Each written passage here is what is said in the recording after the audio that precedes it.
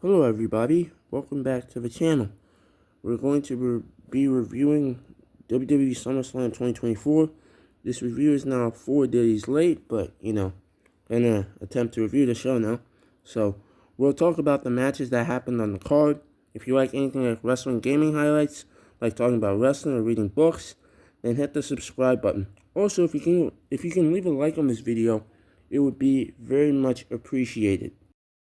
Alright, so once again, we're going to be looking at Bleacher Report, WWE Summerslam 2024 results, winners, live grades, reaction, and highlights.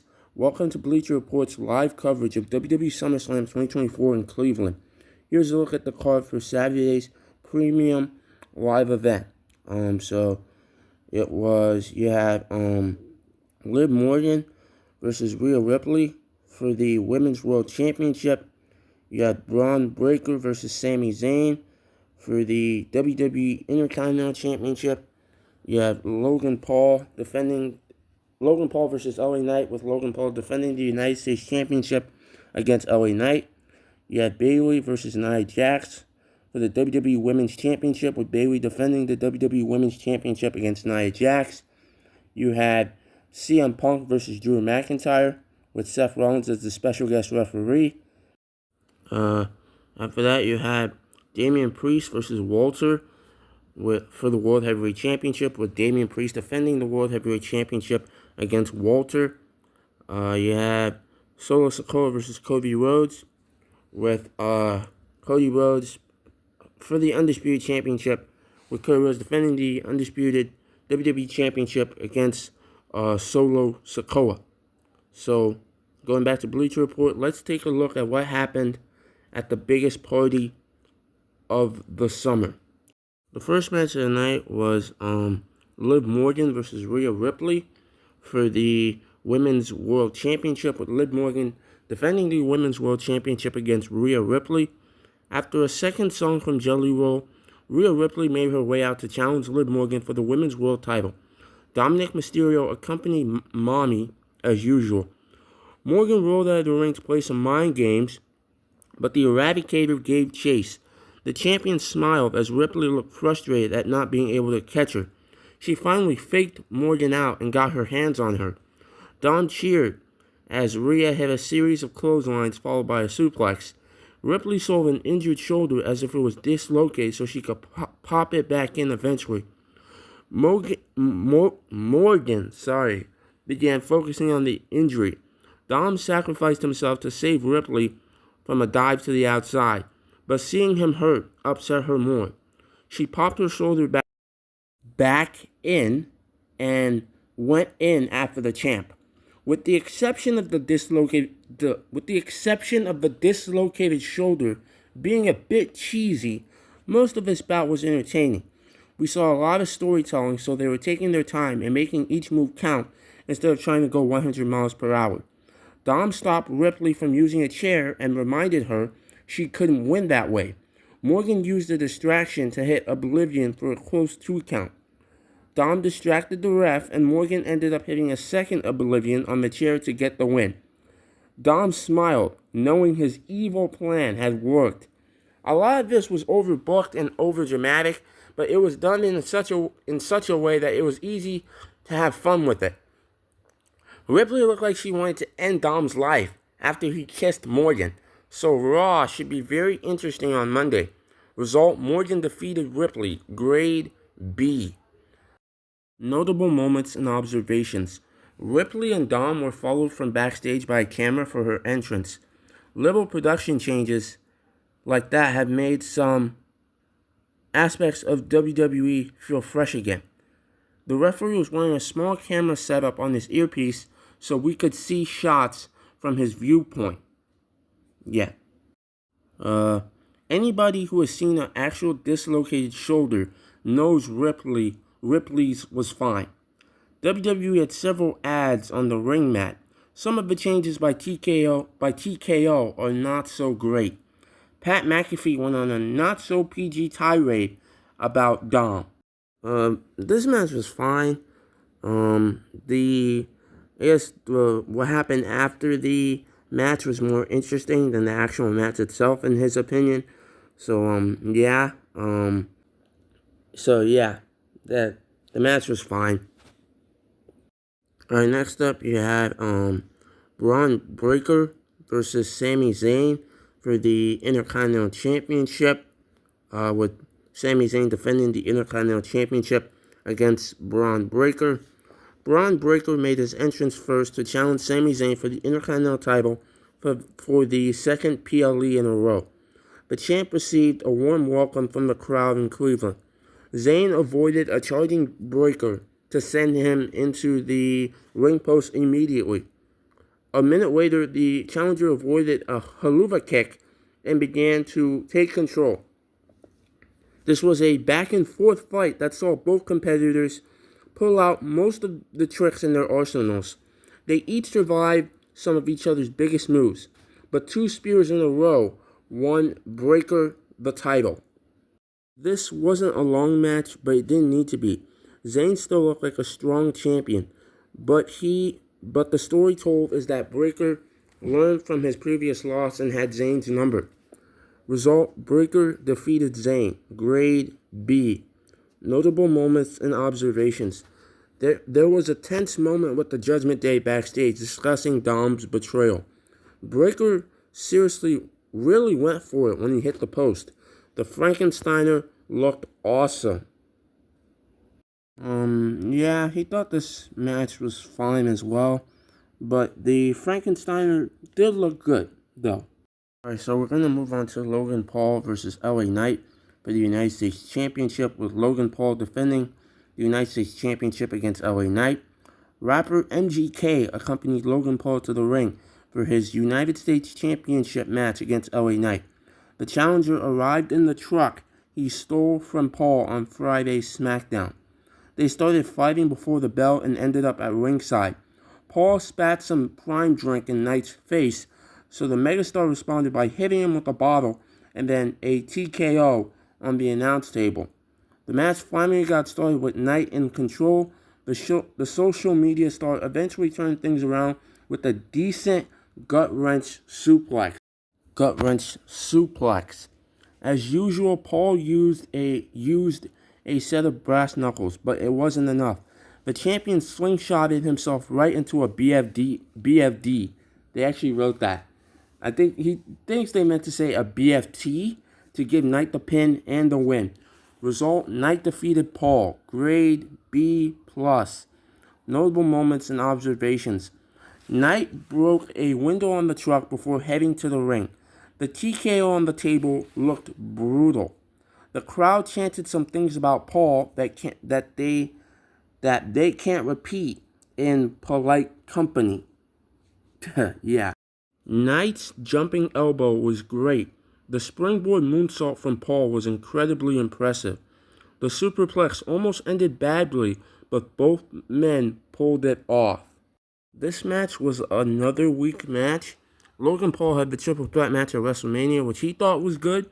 LA Knight, over time, he has grown to like his catchphrase and has even been saying it himself. But most of the matches he's had this year just have not delivered, in his opinion. He thought this match had some potential to deliver because of Logan Paul, but it just didn't, in his opinion. When Logan Paul hit LA Knight with the brass knuckles near the end of the match, it seemed like LA Knight just no-sold it, and after Logan Paul came into the ring, LA Knight was able to hit the blunt force trauma.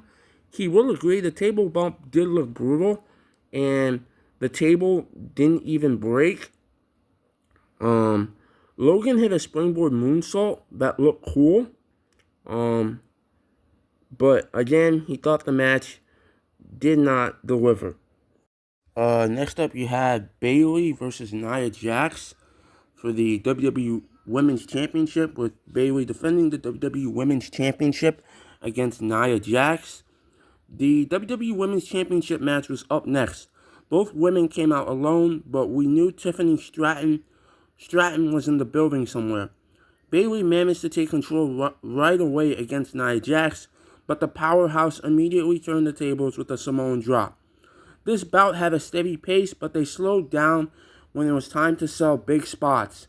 They included some callbacks to their previous matches from the past decade too. After the Queen of the Ring caught Bayley during a dive and hit a Samoan drop, it felt like an eventual win was a foregone conclusion until the role model somehow hit a power bomb. Stratton ran down with her Money in the Bank briefcase, but was knocked off the apron by Bayley. Jax used the opportunity to hit 2 power bombs and 2 annihilators for the pin and the win.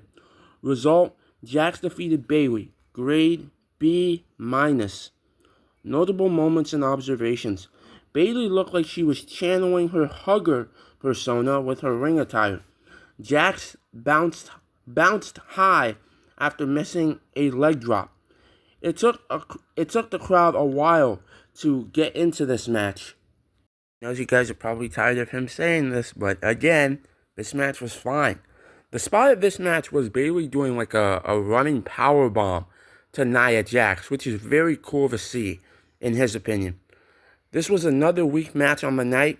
Probably the weakest match of the night, but this match just did not deliver. Next up we had CM Punk versus Drew McIntyre. Seth Rollins came out in his usual high fashion getup to serve as the referee for CM Punk and Drew McIntyre's match. McIntyre stared daggers at Punk as he made his entrance. Rollins gave both men some instructions before calling for the bell. The crowd going wild as they started trading hands gave this a big fight feel. They weren't trying to have a technical contest. They were trying to hurt each other. They threw and swung each other into anything that looked like it would cause pain. McIntyre brought a chair into the ring, but Rollins prevented him from using it. Punk rebounded and began building momentum. When Punk saw Rollins had picked up his bracelet that McIntyre dropped, he got angry. They traded some harsh words, and the best in the world ended up hitting him with a GTS. McIntyre hit Punk with a low blow while Rollins was down and pinned him with a Claymore once the Visionary recovered. The Scot posed with the bracelet before leaving as a happy man. This was another match that was more about the story than the individual moves. Nobody will call this a clinic, but it was a highly enjoyable tale they told in the ring. Result: McIntyre defeated Punk, grade B+. Notable moments and observations. McIntyre was basically wearing Batman gauntlets to the ring. The way Rollins was lying on the top turnbuckle as they fought at ringside was hilarious. The slaps Punk and McIntyre hit each other with looked stiff. Keeping another man's friendship bracelet in your trunks is just wrong. Yeah. This was the match of the night, in his opinion. He thought the build-up to this match was very good. He thinks they delivered. The 2 biggest fears he had going into this match is that CM Punk does not get injured and if the match would be any good, because all the build-up has been good, but what if the match does not deliver? But thankfully, it seems like Punk did not get injured in this match, and the match did deliver. So he thought this was good. The way Punk hit the go-to-sleep on McIntyre and the way Drew sold it sort of looked like it came straight out of the WWE 2K24 video game, in his opinion.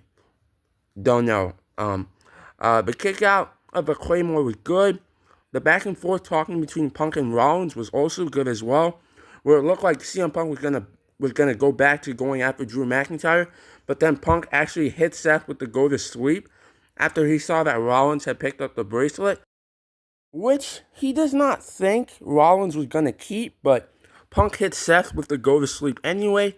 So Drew hits a second Claymore and wins the match, and Rollins actually counts the 3 count.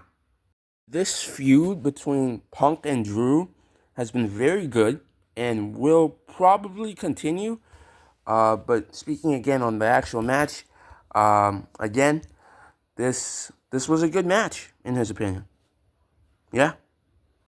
Alright, we're going to move on to Damian Priest taking on Walter for the World Heavyweight Championship, with Damian Priest defending the World Heavyweight Championship against Walter. Damian Priest had a brief segment backstage with Finn Balor before we saw Walter make his entrance. The ring general charged the champion and ran right into a forearm. The Archer of Infamy kept the upper hand until his opponent suplexed him onto the apron. Priest used his kickboxing skills to dish out more damage than Walter has taken in some time, but the Austrian held his own. Balor tried to cheer on his Judgment Day teammate. Seeing Walter kick him in the face helped Priest rally and hit his finisher, but Balor put the ring general's leg on the rope. Priest had no idea until seeing a replay on a monitor. Walter applied a sleeper, and Balor watched as Priest fought back. He was too distracted by the Irishman and passed out to give the King of the Ring Victor the win. This ended up being among the best matches of the night and made both competitors look worthy of the world title. Walter celebrated with the title as Balor glared at his fallen former friend. Result: Walter defeated Priest. Grade A-. Notable moments and observations. Walter already had some marks on his chest before they got started. This was the hardest hitting match in terms of the strikes. They were not holding back much if at all. Both men were cut open from the chest. They were battered and bruised by the end. Yeah. Another weak match on the show, in his opinion. He had no interest in this match. He did not want either of these guys to be world champion, but here we are. Walter is now the world heavyweight champion. He's just not that into Walter's matches. He's just hoping that somebody like Seth Rollins gets to beat him and end his title reign and allow Seth to start his second reign with the World Heavyweight Championship. That's probably not going to happen, but, it's what he would like to happen. And then on to the main event. It was Cody Rhodes versus Solo Sikoa for the Undisputed WWE Championship, with Cody Rhodes defending the Undisputed WWE Championship against Solo Sikoa. Solo Sikoa came out alone for what's basically a no disqualification match, a street fight, no holds barred, those type of matches, against Cody Rhodes for the Undisputed WWE Championship. Rhodes' loyal dog, Pharaoh, accompanied him from his bus. Arn Anderson gave him a pep talk before he made his way out with a special skull mask that resembled his tattoo. They started with a relatively simple exchange, especially for a match with fewer rules than usual. It wasn't until Rhodes hit a dive that business started to pick up. They tried to sell each move individually, but it led to a slower pace than expected for a long time. Everything they did looked good, even if it felt like they should be doing more. After the other members of Solo Sikoa's faction interfered, Randy Orton and Kevin Owens showed up to even the odds. They chased away Tama Tonga and Tonga Loa, but that left Jacob Fatu to save Sikoa from taking a third Crossroads in a row. Cody Rhodes kicked out after being put through the announce table. Out of nowhere, Roman Reigns' music hit to generate a massive pop inside the stadium. He walked to the ring calmly and took out Sikoa with a Superman punch and a spear. Rhodes and Reigns traded a look before the champ hit Crossroads for the win. This was exactly what everybody expected it to be, but sometimes that's because the obvious call is the right call. Result: Rhodes defeated Sikoa. Grade B+. Notable moments and observations. We need to protect our truth at all cost. Jelly Roll's chokeslam looked better than some full-time wrestlers' version. Sikoa's trash talking was more audible than usual. The mask Rhodes had was just big enough on his head to look hilarious. That's not supposed to be funny, even though it says hilarious. He also wore a similar mask at WrestleMania, right? Or was it?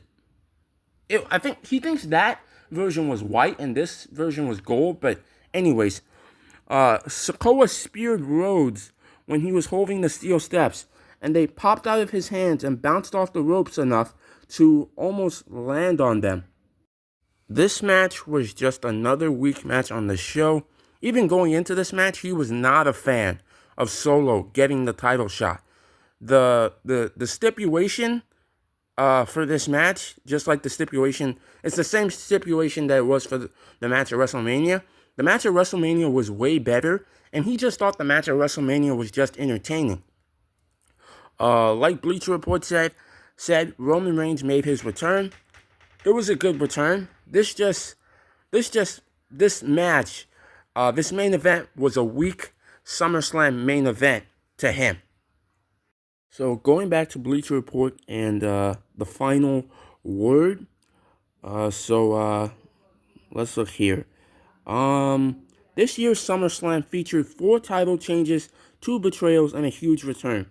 Both mid-card men's belts found new homes with Breakker and Knight, while Jax won the WWE Women's title and Walter became the new World Heavyweight Champion. While all of this sounds like a lot, and it is, this pay-per-view was also highly predictable. Just about everything you expected to happen happened, and everybody you expected to show up made an appearance. Priest and Walter had the best performance out of the 7 matches. He disagrees, but anyways. But nobody who competed on Saturday can be accused of giving a bad display. Reigns' return is going to be the most newsworthy thing to come out of this show. But with all of the different storyline developments we saw, Raw and SmackDown are going to be very interesting this week. Solo Sikoa's faction and the Judgment Day are both in turmoil, so we can expect a lot of angry people looking for revenge this week. The grade Bleacher Report gives the show is a B. He'll say this: most of the matches on the show were weak, with the exception of CM Punk versus Drew McIntyre. He was not excited about SummerSlam before the pay-per-view happened, but once again, he thinks Punk and McIntyre delivered. Everything else was weak in his opinion. So now going back to attempt to grade the show. So the first match of the night was Liv Morgan versus Rhea Ripley for the Women's World Championship, with Liv Morgan defending the Women's World Championship against Rhea Ripley. Bleacher Report gave the grade they gave the match was a B. He's gonna give it a C. Next up, you had Braun Breaker versus Sami Zayn for the Intercontinental Championship, with Sami Zayn defending the Intercontinental Championship against Braun Breaker. Bleacher Report gave the match a B. He's going to give this match a C as well. Next up, you had Logan Paul versus LA Knight for the United States Championship, with Logan Paul defending the United States Championship against LA Knight. He's going to give this, Bleacher Report gave the match, the grade they gave the match was a B+. He's going to give it a C-. Moving on to the next match, which was Bayley versus Nia Jax for the WWE Women's Championship, with Bayley defending the WWE Women's Championship against Nia Jax. The grade Bleacher Report gave the match was a B-. He's going to also give this match a C-. After that, you had CM Punk versus Drew McIntyre, with Seth Rollins as a special guest referee. The grade Bleacher Report gave the match was a B+. He's going to give the match a B. The next match after that, you had Damian Priest versus Walter for the World Heavyweight Championship, with Damian Priest defending the World Heavyweight Championship against Walter. The grade Bleacher Report gave the match was an A-.